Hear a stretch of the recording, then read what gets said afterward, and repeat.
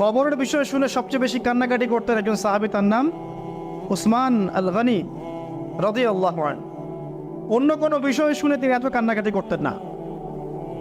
এটাই হবে আমাদের জান্নাতের টুকরা অথবা জাহান্নামের গর্ত। আল্লাহ পাক সবার কবরকে জান্নাতুল ফিরদৌস বানায় দেখ। সূরা মুলক রাতের বেলা যারা তেলাওয়াত করবে ইনশাআল্লাহ তাআলা আল্লাহ পাক তাকে কবরের শাস্তি থেকে বাঁচাবে ইনশাআল্লাহ আযজা ওয়া জাল। সূরা ইয়াসিন আপনার কোরআনের মগজ, প্রাণ, হার্ট, এটা যখন পড়বেন আপনি বুঝতে পারবেন কেন এটাকে হার্ট বলা হয়েছে। সূরা বাকারা যে ঘরে পড়া হবে সেই ঘর থেকে শয়তান পালিয়ে চলে যাবে। আমরা তো বাড়ি করলে হুজুর ডেকে আনি, তাই না? ঝাড়ফুঁক করাই, বাড়ি বন্ধ করি, তাবিজ করি, কত কি করি না?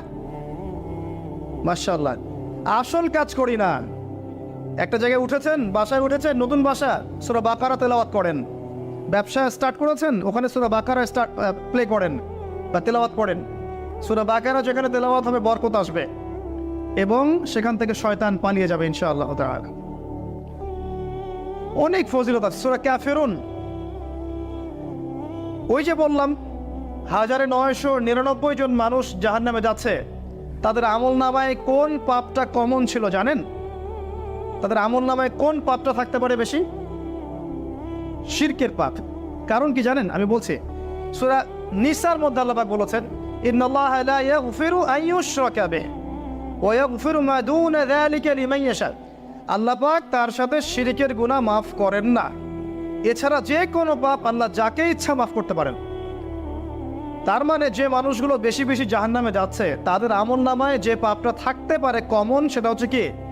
শিরক। অন্য পাপ হলে হয়তো আল্লাহ পাক মাফ করে দিতেন, সিম্পল। এই শিরক থেকে আল্লাহ পাক আপনাকে বাঁচাবেন একটা আমলের মাধ্যমে। বলে দেব, সূরাতুল কাফিরুন প্রত্যেক রাতে আল্লাহ পাক যে কথাগুলো আমি বলছি, প্রথমে আমাকে আমল করার তৌফিক দান করুন, আমিন, এবং আপনাদের সবাইকে তৌফিক দান করুন, আমিন।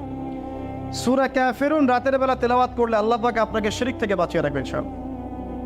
এছাড়াও আরো 3টা ছোট ছোট সূরা আছে, সূরা ফালাক, সূরা নাস, ইখলাস। সকাল সন্ধ্যায় 3 বার করে, ফজরের পর 3 বার 3 বার 3 বার, মাগরিবের পর 3 বার 3 বার 3 বার। এটা বিকেলেও করা যায়, আসরের পরেও করা যায়। আর ঘুমানোর সময় 3-3-3 করে হাত দুটো একত্রিত করে ফু দিয়ে সারা গায়ে মাসাহ করে ঘুমাতে হয়। এটা করলে দৃশ্য অদৃশ্যের ক্ষতিগুলো আপনাকে স্পর্শ করবে না ইনশাআল্লাহ। মানুষ ঘুমালে শয়তান ঘাড়ে 3টা গিট দেয়, মনে আছে হাদিসটা? মনে আছে? গিট দেয় এবং বলে, তুমি ঘুমাও, তোমার সামনে লম্বা রাত। আবার গিট দেয়, তুমি ঘুমাও, তোমার সামনে লম্বা রাত। আবার গিট দিয়ে বলে, তুমি ঘুমাও, তোমার সামনে লম্বা রাত। যদি আপনি 3 বার মাসাহ করেন ইনশাআল্লাহ তাআলা দেখবেন